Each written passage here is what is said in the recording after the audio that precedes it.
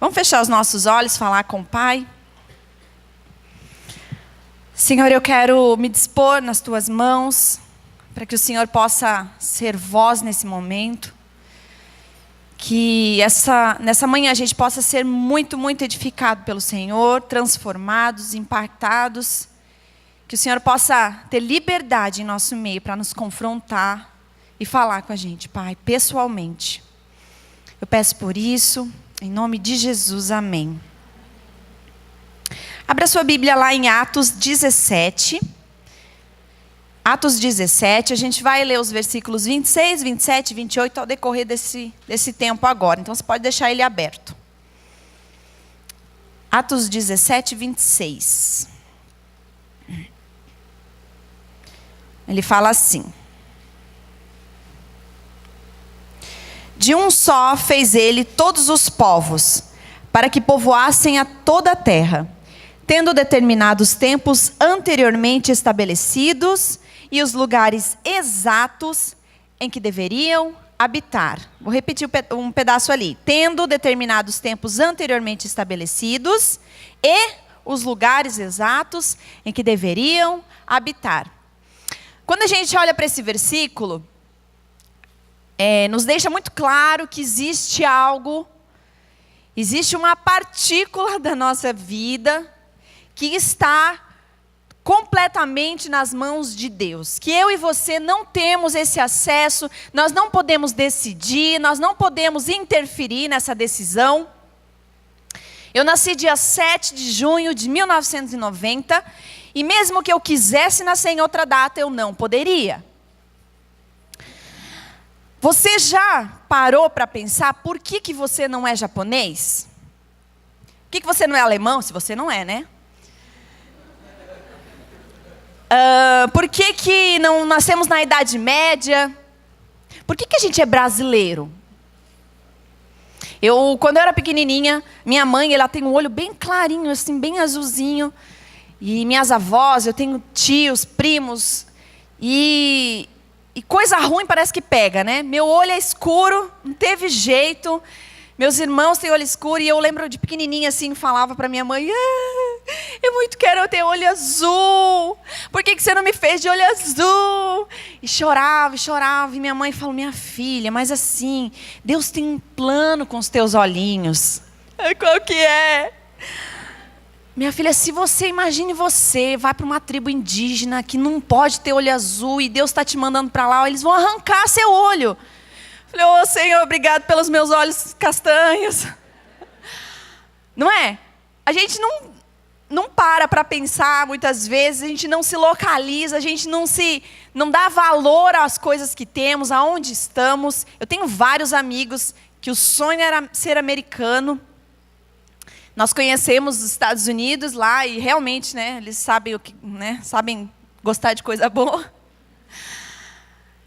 Mas nós somos brasileiros e isso é algo que Deus colocou e Deus proporcionou para que a gente pudesse estar aqui nesse dia, nesse momento, vivendo nesse ano, nessa nação. E Deus tem um propósito. Provavelmente muitos daqui já escutaram essa frase, talvez dos pais, da família: você não é algo que nós planejamos, foi muito difícil ter tido você, não foi algo que a gente queria, era um acidente. A gente escuta muitos casos na onda, né, de traumas de terem escutado esse tipo de coisa. Mas o que é mais lindo, quando a gente olha para esse versículo, que ele fala que o Senhor preparou isso, o Senhor determinou, estabeleceu isso. É entender que Deus encontrou no seu pai, na sua mãe, no meu pai, na minha mãe, a genética perfeita para nos criar. Quando eu ouço isso, eu me sinto tão amada por Deus, eu me sinto tão aceita por Deus, tão parte daquilo que Ele quis.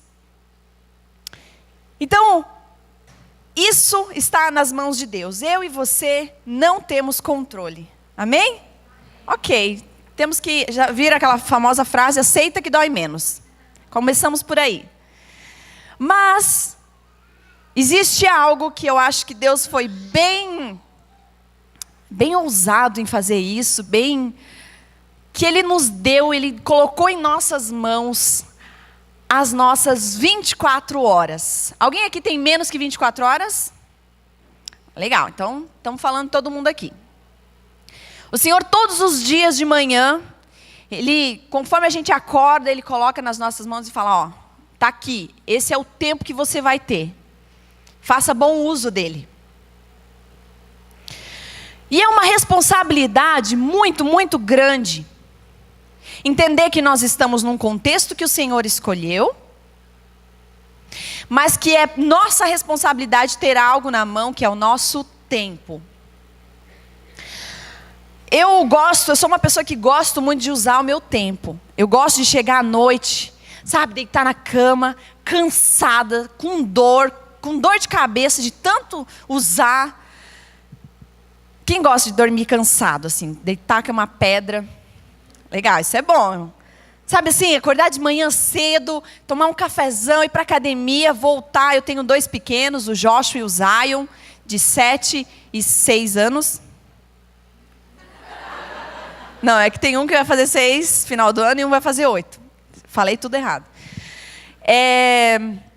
Então a gente faz tarefa junto, é aquele rolo do meio-dia, né? Que faz almoço, faz tarefa, faz mochila, faz lanche, aí pente o cabelo de um e não sei o que o outro, é uniforme, vão para a escola. Sabe assim, o dia não para. Aí vou para a igreja, né? Nós trabalhamos na Onda Dura, discipulando e atendendo e pregando e projetos. Então vai para a onda e vai, faz não sei o quê. E chega em casa, busca na escola, volta para casa. Sabe, tem reunião de ministério, galera lá em casa até meia-noite, 1 da manhã. E aquela loucura, quando você chega na cama, você fala, mano, ninguém fala comigo, eu não quero ouvir voz de ninguém.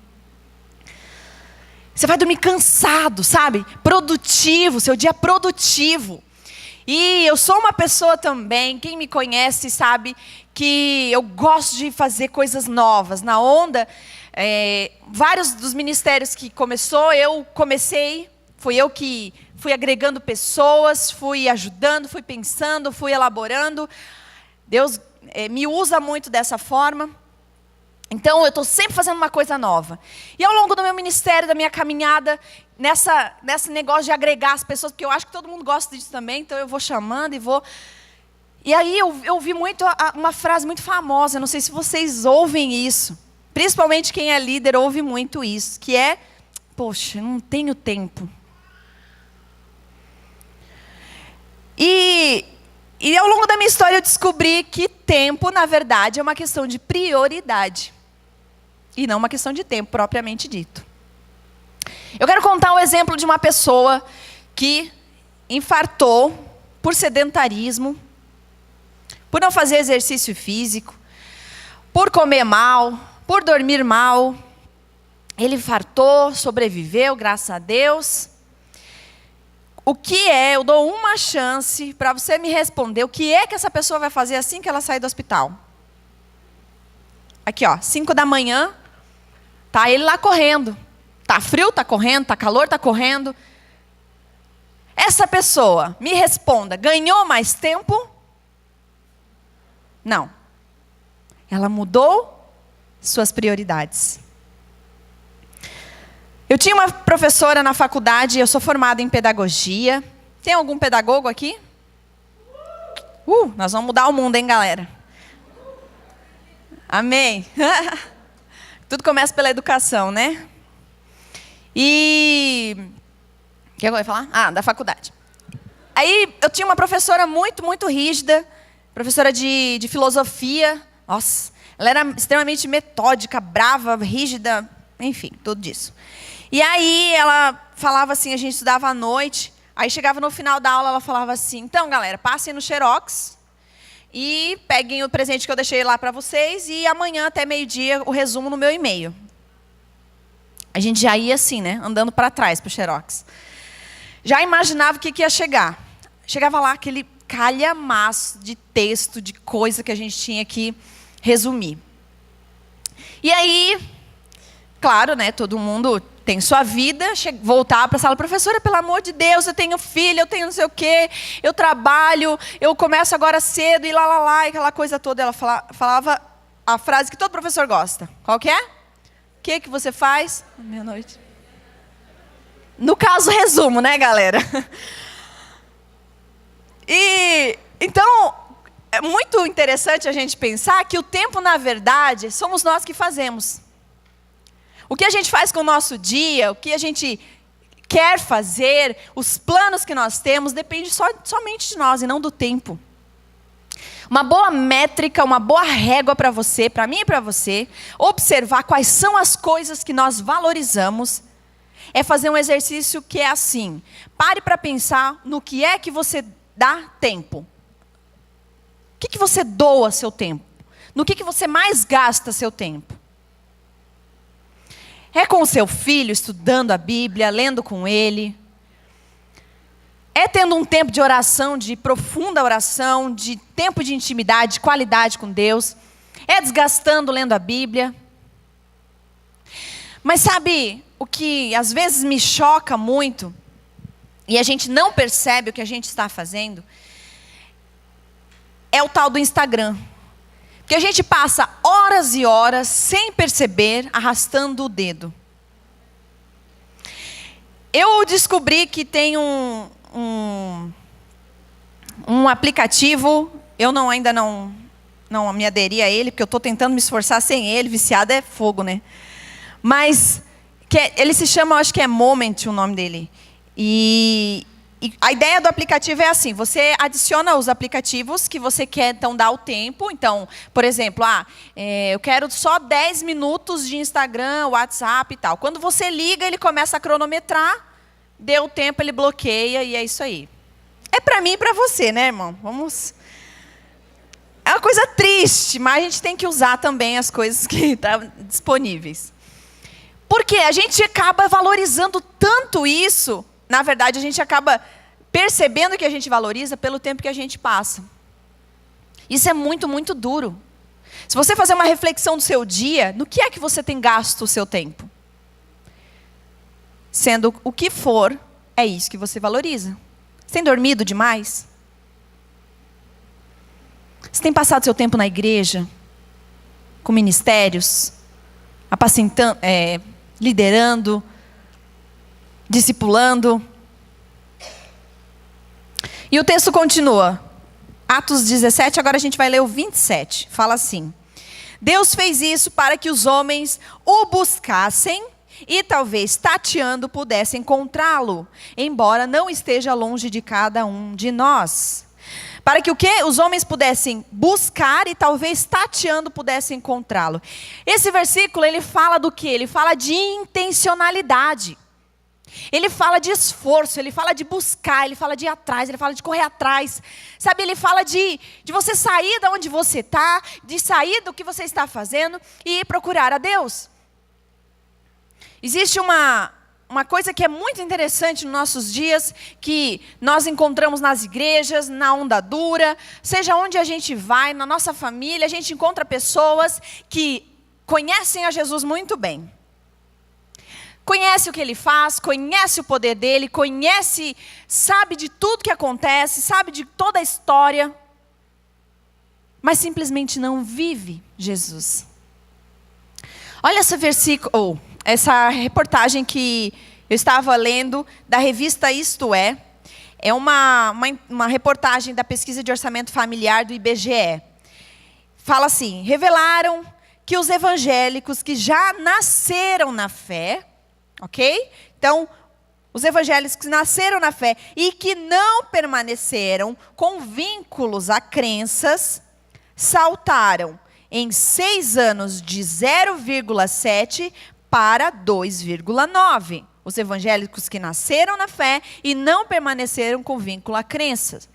Transformando isso em número mais concretos, temos cerca de 4 milhões de brasileiros evangélicos não praticantes. Oi?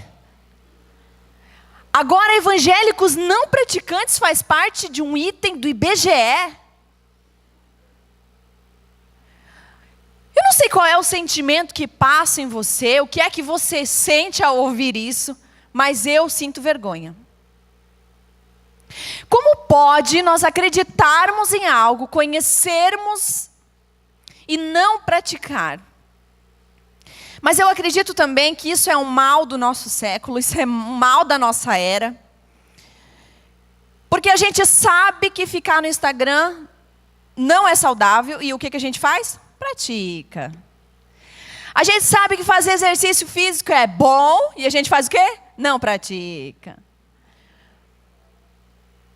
E a mesma coisa a gente está fazendo com Jesus, colocando tudo na mesma baciada. Sabe, olha esse versículo, que interessante. Colossenses 2,6, se você quiser abrir, senão eu vou ler aqui para você. Fala assim: sendo assim, da mesma forma como recebestes a Cristo Jesus, o Senhor, também andai nele. Da mesma forma como você recebeu a Cristo Jesus, o Senhor, também andai nele. Agora tenta lembrar, tenta puxar na sua memória o dia em que você recebeu a Jesus. Como foi esse dia? Você pulou, você chorou, e ramelou, e caiu no chão, e levantou, e lá, e aí entregou: Senhor, eu te entrego tudo, minha vida, eu entrego meu trabalho, eu entrego meu dinheiro, eu entrego minha família, eu entrego os meus bens, e nada é mais meu, eu morri para ti. E o que esse versículo fala? Assim, andai. O que foi que aconteceu entre o dia em que você recebeu a Jesus e hoje? Sabe o que o Brasil precisa? O que Lages precisa? Não é mais evangélicos. Não é uma quantidade maior de evangélicos. Mas de evangélicos que continua andando como recebeu. Sabe, a gente estava no Rio de Janeiro e a gente passou por uma situação muito, muito diferente. Eu nunca tinha passado por isso. Na verdade, nunca vi nada perto disso. Lá em Joinville, a gente fica meio isolado dessas coisas, Santa Catarina, que é o carnaval. E a gente estava lá no Rio, o carnaval é muito, muito forte lá, né?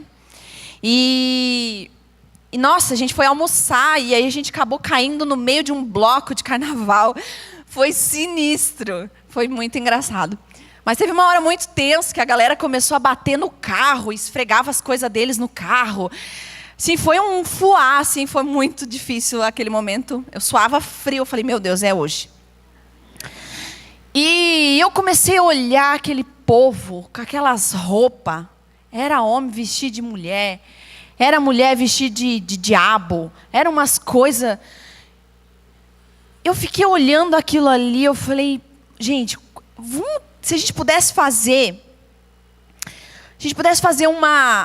um pente fino, passar um pente fino ali, e ver quantos daqueles lá são cristãos, são evangélicos. Você já imaginou? Quantos que estão lá no carnaval e são evangélicos? É muita gente.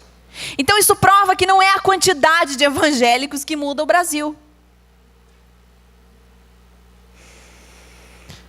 Sabe, uma coisa que eu sempre falo para as meninas que eu acompanho, que eu aconselho, que eu discipulo, que eu cuido, que eu trato, que eu falo assim: olha, você precisa fazer discípulos na sua faculdade e aproveita e estuda. Não é o contrário, não é assim: vá para a sua faculdade e aí aproveita e dá uma discipulada lá na galera. Sabe, você precisa discipular as pessoas do seu trabalho e aproveita e trabalha também. Mas aí isso não pode ser para nós como que diz? Uma apologia para eu, tipo assim, não, eu não preciso ser um bom trabalhador, eu só preciso fazer discípulos.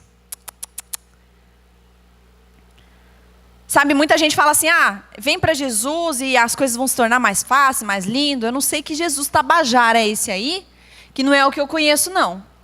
Porque o que eu conheço, ele fala sobre excelência, sobre você ser o melhor funcionário do mês. Sabe por quê? Eu sempre falo para as meninas: gente, vocês têm que estudar, vai alcançar lugares mais altos na sua empresa. Isso não é vaidade, não. Sabe o que é isso? É para você ter lugar de autoridade naquele lugar, para você falar assim: todo mundo aqui é meu funcionário, é obrigado, então vem aqui, nós vamos morar. Senão vai ser demitido. Você está entendendo? Você procura ter autoridade, porque Jesus vai usar isso aí.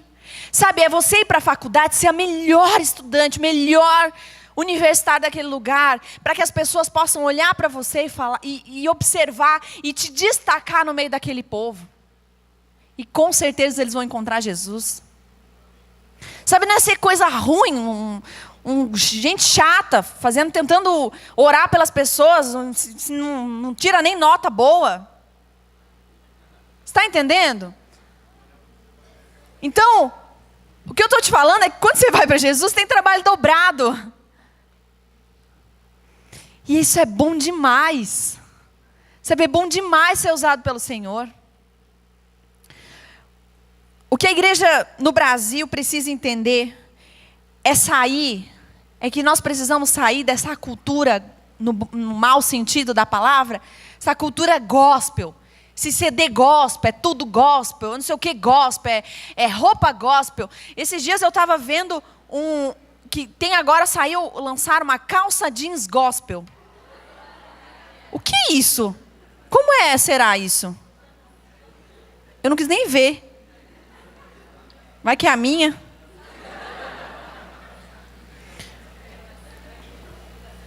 Sabe, esse mundinho fechado, esse mundinho que não se envolve com as pessoas.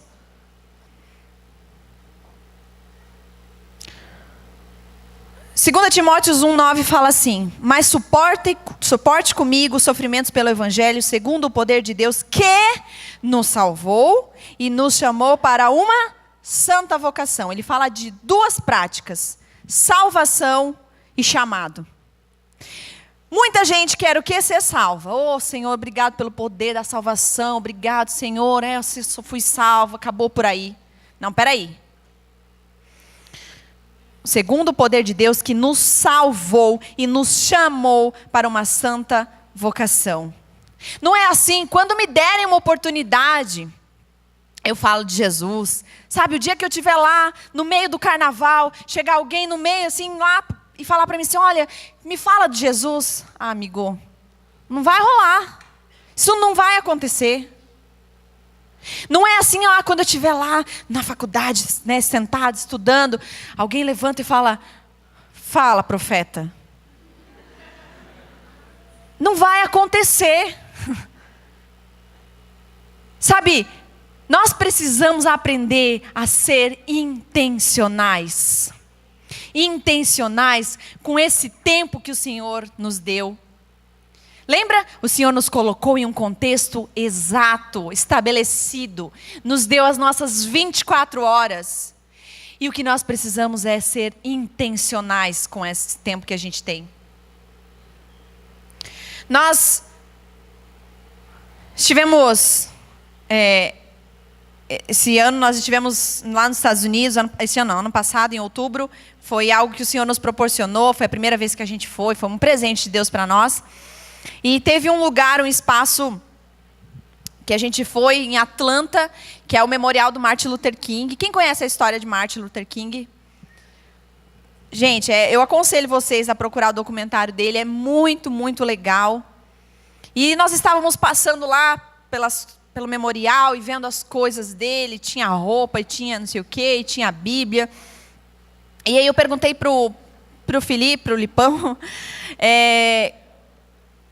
qual era a história dele, para ele me contar, me contextualizar. E ele começou a me contar e falou tudo que ele fez. E eu saí de lá, eu queria voltar para o Brasil, eu queria revolucionar o mundo. Sabe, não sei se você conhece a história dele, mas Martin Luther King, ele reagiu a situações políticas do tempo dele.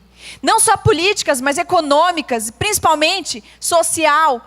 Eles viviam uma segregação racial e ele via coisas terríveis acontecendo com a gente dele.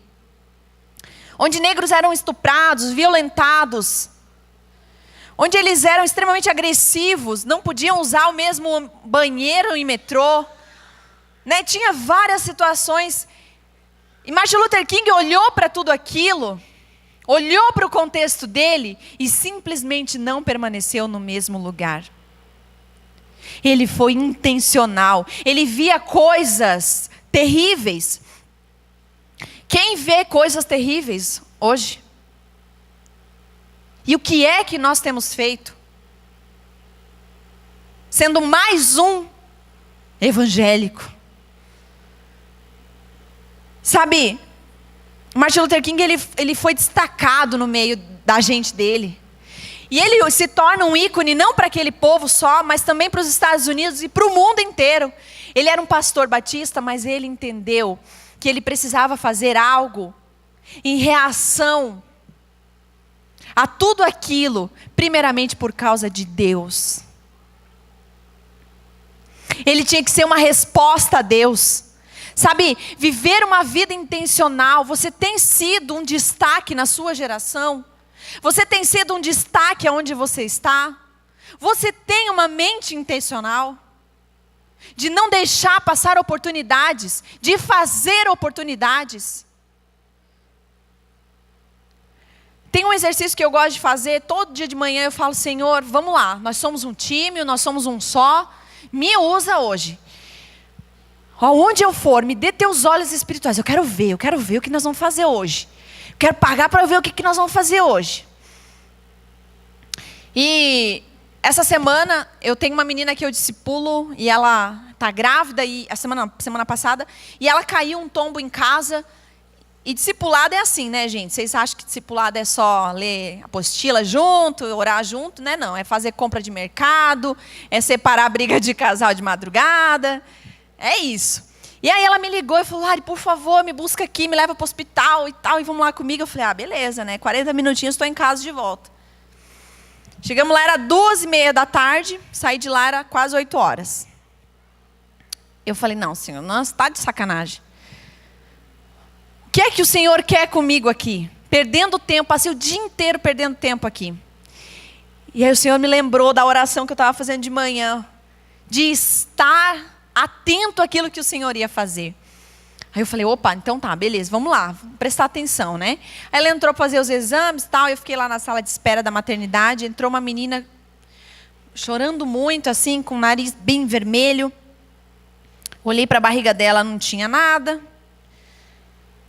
Falei, bom, mas é uma maternidade, né?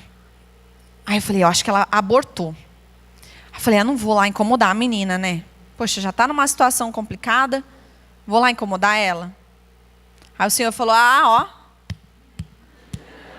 é isso aí, não vai lá não. Eu falei, ok, Senhor, vamos lá. Sentei do lado dela, falei, oi, tudo bem? Dela, não. Eu falei, assim, comecei bem. Oh, Jesus. Aí eu falei, não, tranquilo, eu vim aqui orar por você. Aí ela olhou regalado para mim. Não é normal. Eu falei, eu sei que não. Eu sei que não, também acho. Mas vamos lá, estou aqui para isso. Peguei a mão dela, comecei a orar com ela, o nome dela era Luana. Me falou do que aconteceu, que ela tinha o sonho de ser gestante, de ter filhos.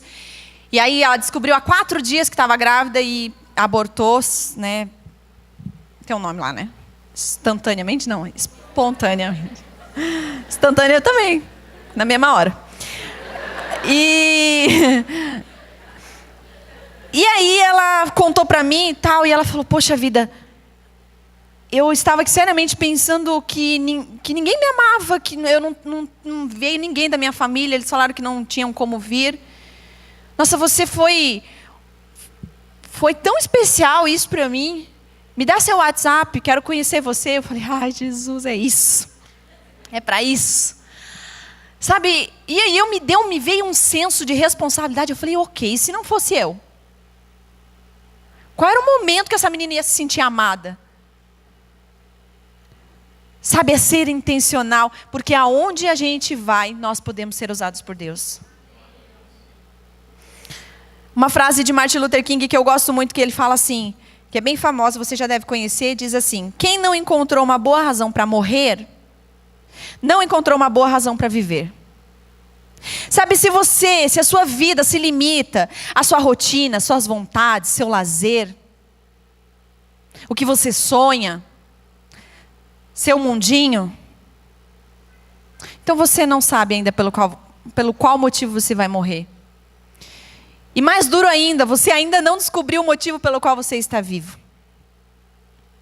Mas o que mais é chocante é descobrir que, querendo ou não, gostando ou não, hoje é o dia mais perto da morte que você já teve até então. Duro, né? Vamos continuar em Atos 17, 26. Eu vou ler ele completo para nós chegarmos até o 28. 26 agora. De um só fez ele todos os povos para que povoasse toda a terra, tendo determinados tempos anteriormente estabelecidos e os lugares exatos em que deveriam habitar. Fala comigo, tempo. Deus fez isso para que os homens o buscassem e talvez tateando pudessem encontrá-lo, embora não esteja longe de cada um de nós. Fala comigo, intencionalidade. E o 28. Pois nele vivemos, nos movemos e existimos. Como disseram alguns dos poetas de vocês, também somos descendência dele. Fala comigo, intensidade. Pois nele vivemos, nos movemos e existimos, fala de intensidade. E o que Deus quer derramar hoje, nessa manhã, é esse espírito de intensidade. Amém? Se você morresse hoje, se desse um surto, um piripaque, quem iria sentir a sua falta? Tirando sua mãe, seu pai, seu pastor? Quantas instituições aqui em Lages sentiria a sua falta e falaria, não, qualquer um menos esse. Poxa, agora a gente não vai poder mais receber esse amor. Sabe quantas famílias vão sentir sua falta, porque agora não vão poder mais receber as suas orações, sua ajuda? Quantos? Quantos filhos na fé você vai deixar órfão? Quantos discípulos você está deixando? Sabe, eu particularmente não aceito viver na vida, a vida que eu tenho, nesse ano, né? Nessa minha trajetória, no Brasil, na minha cidade. Eu não aceito viver sem marcar vidas. Eu não aceito. Sabe, ao longo da minha história, eu me envolvi com muitas famílias. Nós tiramos várias famílias de situações precárias. Nós pagamos aluguéis. Nós alimentamos. Sabe, tem uma situação recentemente agora, num GP que eu dava um tempo atrás, foi passando, né, a gente foi formando outros líderes. Tinha uma menina que ela era prostituta. E ela trabalhava com isso, sobrevivia disso, pagava as contas dela, alimentava o filho com esse trabalho. E nós ali lutando com ela na época, e eu entendi que foi uma semente que eu brotei naquele tempo. Hoje, ela é uma menina que ela é líder de um grupo pequeno, onde ela trabalha com essas meninas, ela trazendo essas meninas para perto. A casa dela é uma casa totalmente transformada. Naquele tempo, nós pagamos o aluguel dela, nós fizemos toda a documentação dela, arrumamos um trabalho, ela ia e voltava para a vida, voltava para o trabalho, e aquela luta, e nós orando por ela, investindo na vida dela, e hoje ela é uma líder de GP, nem perto de viver essa vida que ela levava. Sabe, eu discipulo várias meninas, invisto na vida delas. Nas 2 gestações que eu tive, foram 15 dias de férias. Já voltei a trabalho, as meninas iam lá em casa, eu discipulava elas. Eu abri mão de muita coisa da minha vida. Sabe, muita gente, inclusive minha família, falava, você é louca, você tem um filho agora. Para um pouco, para de viajar, para de fazer isso. E você pensa, meus pais são cristãos, mas por que isso é loucura para qualquer um?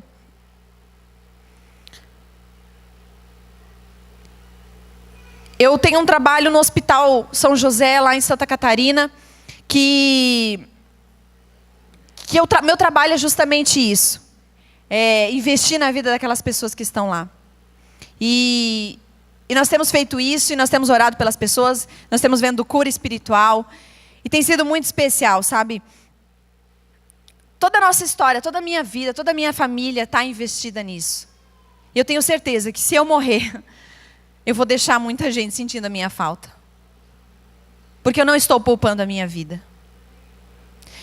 Tem um versículo que fala assim: mas o que para mim era lucro, o que é lucro para você?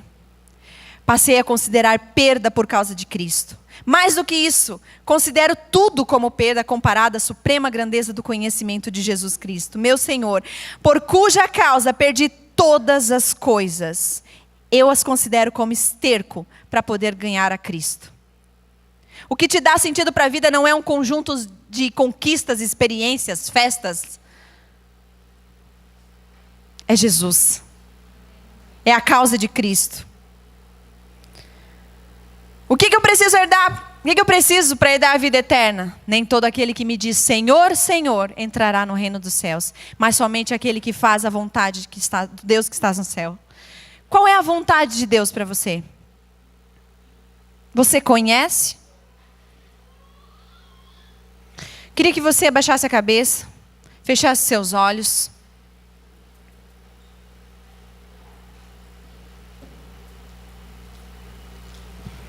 Nesse momento, o Senhor quer trazer um espírito de intensidade, de intencionalidade.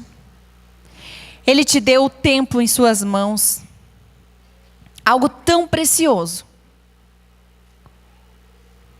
O que é que você tem feito com o que você tem em suas mãos? Existe um tempo que está determinado por Deus e esse tempo vai acabar. Romanos 13:11 fala: façam isso compreendendo o tempo em que vivemos. Chegou a hora de vocês despertarem do sono, porque agora a nossa salvação está mais próxima do que quando cremos. Chegou a hora de vocês despertarem do sono. O que é que você está fazendo com a sua vida? No que você tem gasto o seu tempo? Do que adianta você ganhar o mundo todo e perder a sua alma? Quero que você tenha agora um tempo com Deus. Alinha o teu coração ao coração dele.